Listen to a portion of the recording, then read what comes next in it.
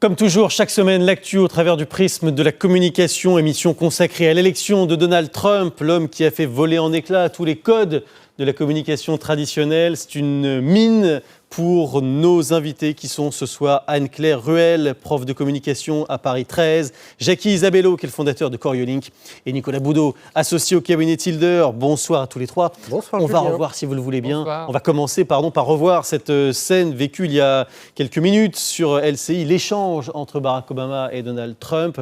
Et on verra ensuite tout ce que révèlent ces images sur le plan de la com. Regardez. Ready? Okay. On est prêt? On y va. Alors, je viens d'avoir la possibilité d'avoir une discussion intéressante avec le futur président Trump. Nous avons parlé de beaucoup de choses, de questions d'organisation, de l'organisation de la Maison-Blanche. On a parlé de politique étrangère, de politique intérieure. Et comme je l'ai dit hier, ma priorité dans les 2 mois à venir sera de faciliter autant que possible la transition qui permettra au président élu de remplir ses fonctions avec succès. Je suis très rassuré par l'intérêt que le futur président Trump montre à vouloir travailler avec mon équipe sur les défis qui se posent à notre grand pays. Je suis convaincu qu'il est essentiel pour chacun d'entre nous, quels que soient nos partis, nos préférences, de nous rassembler et de travailler ensemble pour relever tous les défis que nous devrons gérer ensemble.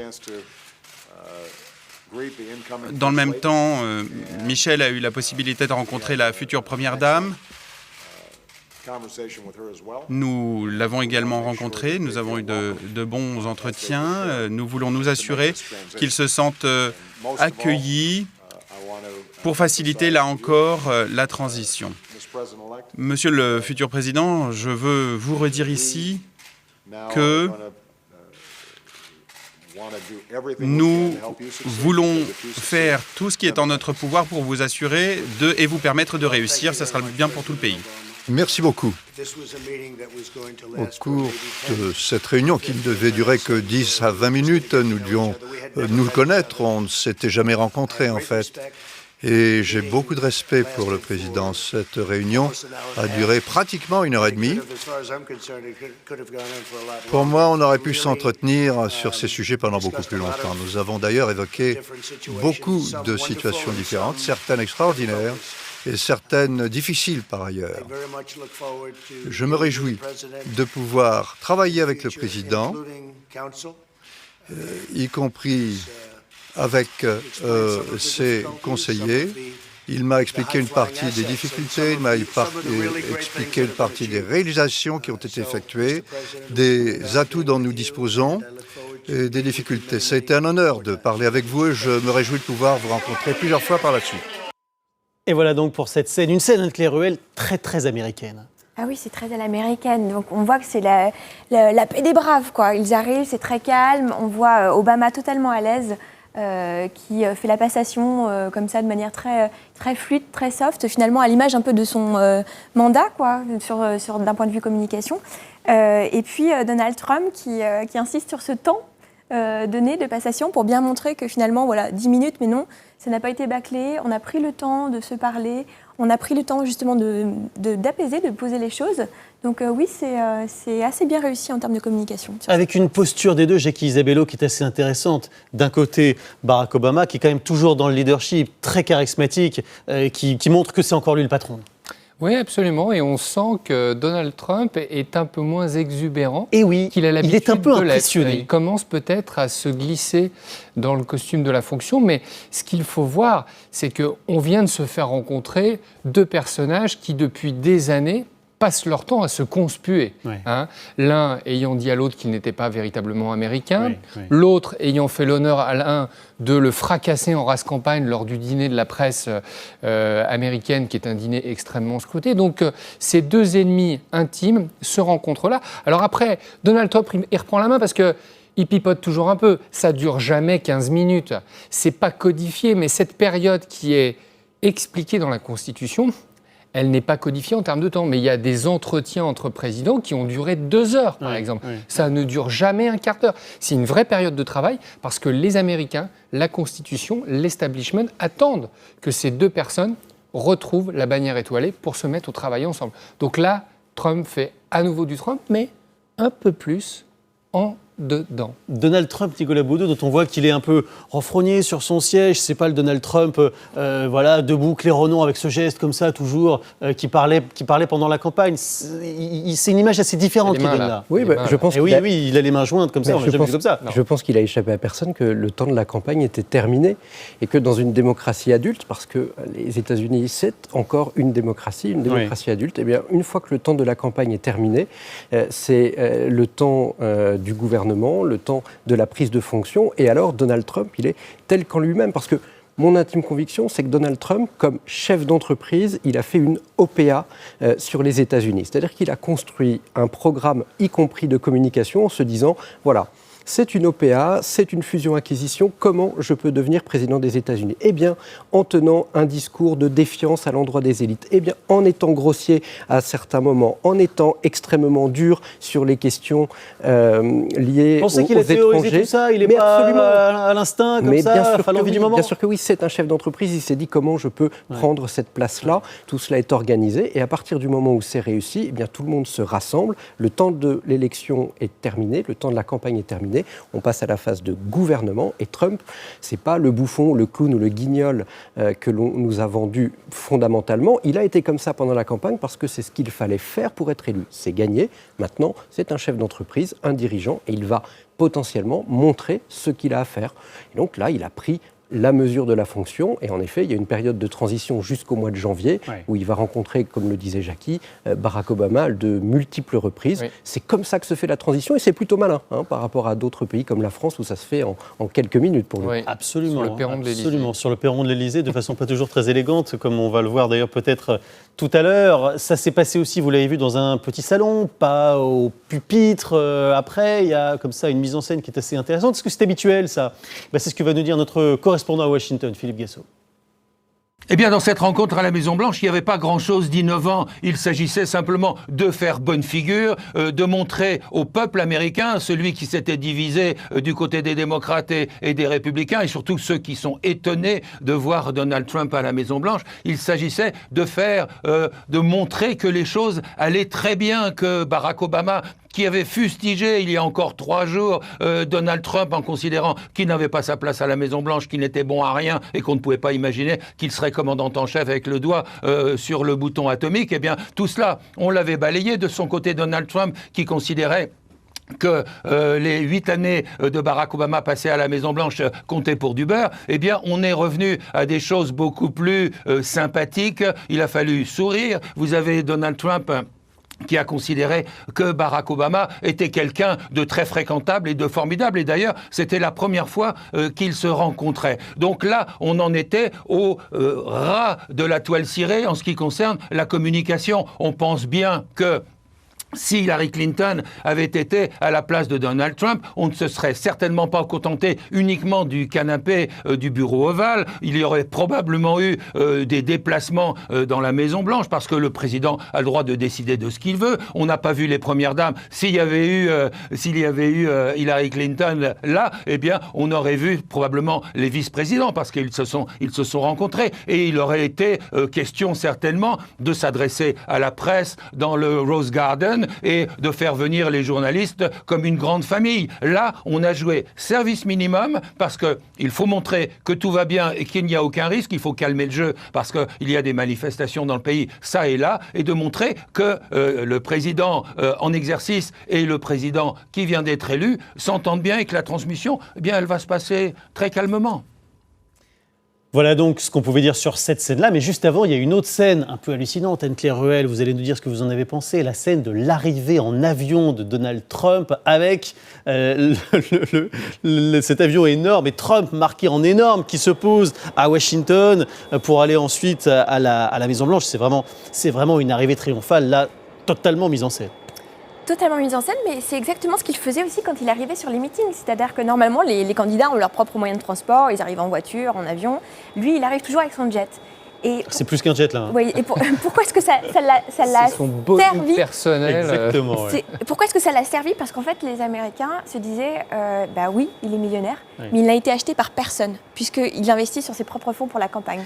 Et donc il ne sera pas soumis au lobby, etc. Donc il continue ça, il continue le positionnement de sa marque, c'est la marque Trump, mais en tant que président cette fois. C'est une com qui est l'anti-politiquement correcte, Jackie Isabello. C'est vrai qu'il s'est lancé le 16 juin 2015 en disant « Je suis milliardaire, j'ai gagné plein de pognon et c'est pour ça que je vais faire gagner du pognon à l'Amérique ». On est un peu dans l'antithèse du politique qui voudra se montrer quand on est français, oui, voilà. Quand on est français, oui, pas quand on est américain. Ah bon? Les Américains, vous avez raison de le dire, Julien, ont imposé au reste du monde cette notion du politiquement correct. Oui. Il a décidé de la fracasser. Absolument. Comme toute initiative, il faut que ce soit just on time. Et il était temps de le faire. Mais Donald Trump, comme l'a dit Nicolas, et je suis absolument d'accord avec lui, il a fracassé tout un tas de choses. C'est pour ça qu'on ne peut pas dire que c'est un hasard. Il a fracassé l'univers des médias. Il l'a bypassé par les médias sociaux, on ne va pas revenir dessus. Mais surtout, il a généré une totale incompréhension vis-à-vis des médias de ce qui était en train de se passer. Je vous ai amené un livre, Julien. Oui. Si Samuel les gens Huntington. qui nous regardent veulent comprendre Le ce qui choc s'est des passé civilisations. et comprendre que ça n'est pas un hasard, il faut lire ce bouquin. Ça s'appelle « Qui sommes-nous » Qui sommes-nous? Et qui explique les mutations sociologiques qui se sont opérées. Et ce bouquin a été écrit en 2004, donc qui se sont opérées au sein des États-Unis. Mais c'est aussi un hold-up de la machine électorale, parce que Hillary Clinton pensait qu'en ayant Donald Trump comme adversaire, elle était sûre de gagner. Mais en fait, c'était totalement l'inverse. C'est Donald Trump qui avait compris qu'en ayant Hillary Clinton comme adversaire, il allait pouvoir la pulvériser. Si Bernie Sanders avait été élu, moi je pense personnellement qu'il aurait gagné. Donc il a fracturé tout ça et la com a été au service de cette stratégie. C'est vrai, Nicolas Boudot, que Donald Trump, ça a vraiment été la com anti-système. Et Jackie en parlait il y a quelques instants. Il a parlé directement à sa communauté. 14 millions de followers sur Twitter. On va peut-être voir quelques chiffres. Le soir même de l'élection, il appelle au vote directement par une vidéo. Il a court-circuité les médias traditionnels tout en s'en servant parce qu'il continue à parler de lui et de toutes ses provocations.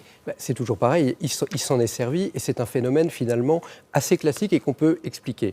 Phénomène de défiance à l'endroit des élites dont les médias font partie. Et donc il s'est dit, pour parler directement au peuple, il faut que je bypasse les médias. Et donc il faut que je dise les choses de manière extrêmement brutale et extrêmement forte sur les canaux, sur les réseaux sociaux pour... Quand il insulte par exemple Megyn Kelly, la journaliste, on voit le tweet en ce moment. Il faut qu'il soit extrêmement brutal. Et évidemment, il y a une forme de perversion médiatique qui se dit, mince, ce type qui est en train d'insulter tout le monde, il fait vendre du papier, il fait vendre de la publicité. Et donc, le fait de vouloir bypasser les médias par une sorte d'effet pervers lié aux besoins économiques des médias, eh bien, a entraîné les médias à parler de lui. C'est peut-être un peu compliqué à comprendre, mais en tout cas... Non, c'est très clair. CNN n'a jamais fait, qui pourtant a milité, Anne-Claire Ruel, contre Donald Trump. CNN n'a jamais eu autant de téléspectateurs que cette année. Mais bien sûr, en fait, il y a eu 3 stades. C'est-à-dire que le premier stade, c'était, on a vu le phénomène Trump arriver, et même le directeur de CBS, qu'on ne peut pas taxer d'être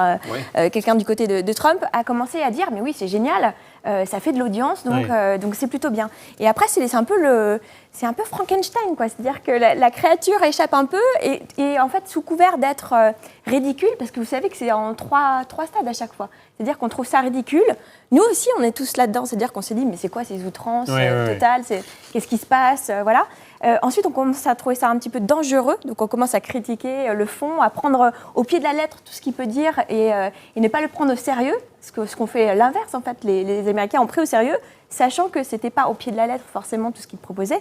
Et à la fin, l'évidence s'impose, c'est qu'il est élu aujourd'hui. Et c'était la bonne stratégie pour être élu. En cela, c'est hyper malin, c'est hyper construit, c'est hyper pensé. J'ai vraiment hyper pensé. Juste un mot, à quoi ça a servi? Ça a servi à masquer l'essentiel. Il y a une Américaine qui a dit à un journaliste « These are words », ce ne sont que des mots. Et comment il a utilisé cette insulte? Eh bien, pour masquer les faibles propositions qu'il ne pouvait pas faire, et notamment pour ne pas être obligé d'avancer clairement auprès de certains types d'électorats. Je prends un exemple. Oui. Sur la droite hyper-religieuse, vous avez vu, cette année, il y avait 10 candidats, il y en avait 12, mais 10 qui étaient plus droitiers les uns que les autres. Oui. Il y avait des gars, d'un point de vue religieux, ils avaient des positions extrêmement affûtées, on va dire. Eh bien, comme Donald Trump, divorcé, pas très clair sur l'avortement, Oui. pas très catho, pas très ceci, pas très cela, il ne pouvait pas sortir. Et donc, il a adressé des messages à ses communautés qui ont dit « ça me suffit ». Et avec le reste, il a fait du spectacle. Et tout le monde a été berné. Une insulte, « these are words ». Ce ne sont que des mots. Et sur le reste, on avance, on fait tourner la roue. Et vous savez d'où ça vient ? Spin doctor, faire tourner l'histoire. C'est ça la stratégie comme aux États-Unis. Des insultes et des mensonges aussi. Dieu sait qu'il en a dit. On en a retrouvé quelques-uns. Peut-être on peut entendre, on a pris cela, mais on aurait pu en prendre tellement d'autres parce que nous sommes en train d'entrer dans ce qu'on appelle la com post-vérité. On écoute Donald Trump. Les immigrés mexicains sont des trafiquants de drogue, des criminels, des violeurs. Obama est le fondateur de Daesh. C'est le fondateur de Daesh. Nicolas Boudot, la communication post-vérité, ça veut dire qu'on n'est plus du tout dans l'ère du fact-checking, par exemple. On a dépassé ça. On a dépassé ça. Alors, qu'un homme politique mente pour être élu, c'est pas complètement la première fois. C'est pas totalement nouveau, mais... À ce niveau-là, on est à un niveau absolument oui, bien délirant. sûr, mais là, on est à un niveau délirant. En général, quand on expliquait que c'était pas vrai, qu'on le démontrait médiatiquement, ça pénalisait un petit peu l'homme politique. Aujourd'hui, c'est le contraire. Mais parce que nous sommes définitivement dans la société du spectacle. Ça fait un petit moment qu'on en parle, et puis on a été rattrapé par la réalité plusieurs fois. Et là, fondamentalement, c'est la société du spectacle qui l'a emporté sur la société politique et sur le réel, finalement. En cela, c'est hyper intéressant. Mais une fois de plus, on ne m'empêchera pas de penser que tout cela a été réfléchi. Mais vous nous avez toujours dit, Nicolas Boudot, que la com n'était que la partie émergée de l'iceberg, mais qu'il y a un moment, il fallait du fond, quoi. Et que de temps en temps, il faut du fond. Mais le fond, on le verra arriver, parce que malgré tout, Donald Trump, il a dans son programme un certain nombre de choses. Oui. Une fois de plus, c'est quand même l'élection d'un représentant du capitalisme américain classique, qui a réussi à expliquer qu'il était plutôt local et qu'il privilégiait le local par rapport à la capitale fédérale Washington, qu'il préférait les États-Unis au reste du monde, mais de manière complètement délirante. En cela, il est extrêmement classique par rapport à d'autres présidents américains avant lui. Puis en 1980, on avait dit de Ronald Reagan, acteur de série B, le roi de la gaffe, que ça ne durait que très peu de temps. Puis Ronald Reagan, il a fait 2 mandats et il a largement participé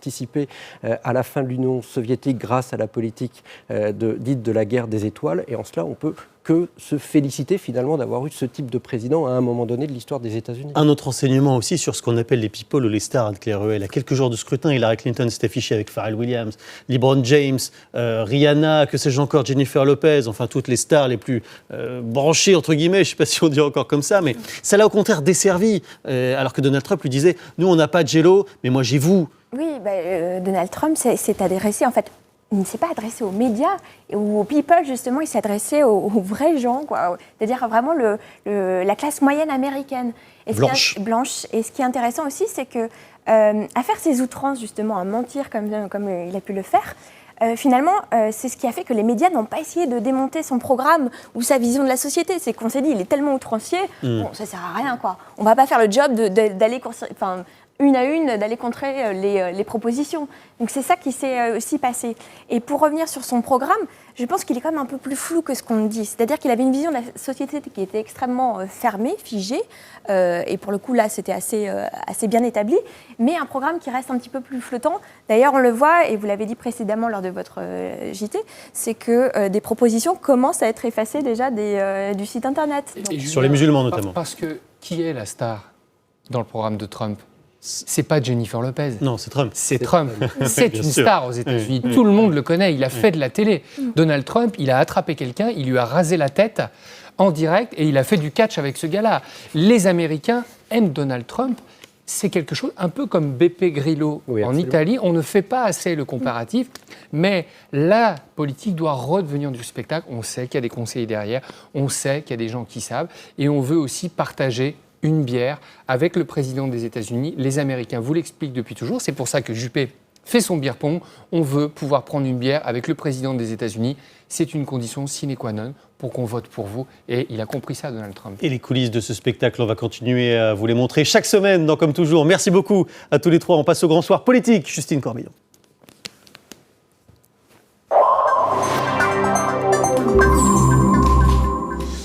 Donald Trump